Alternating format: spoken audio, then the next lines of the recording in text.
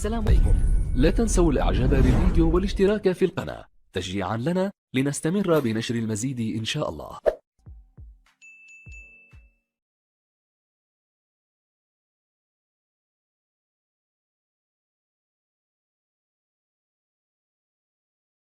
Today, the greatest risk of global catastrophe doesn't look like this.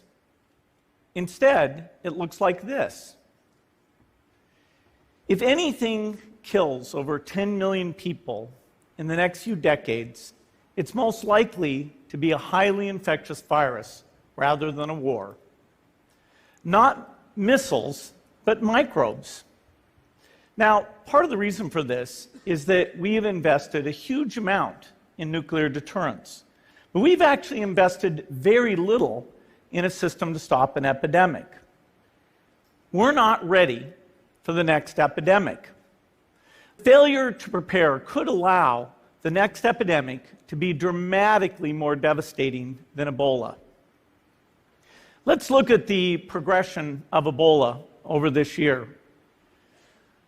About 10,000 people died, and nearly all were in the 3 West African countries. There's 3 reasons why it didn't spread more. The first is there was a lot of heroic work by the health workers. They found the people and they prevented more infections. The second is the nature of the virus. Ebola does not spread through the air.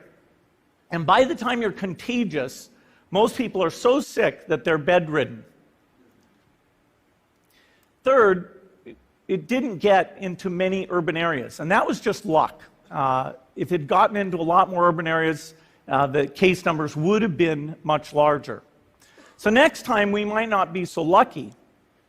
You can have a virus where people feel well enough while they're infectious that they get on a plane or they go to a market.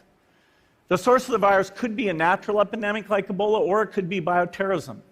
And so there are things that would literally make things 1,000 times worse. In fact, let's look at a model of a virus spread through the air like the Spanish flu back in 1918. So here's what would happen.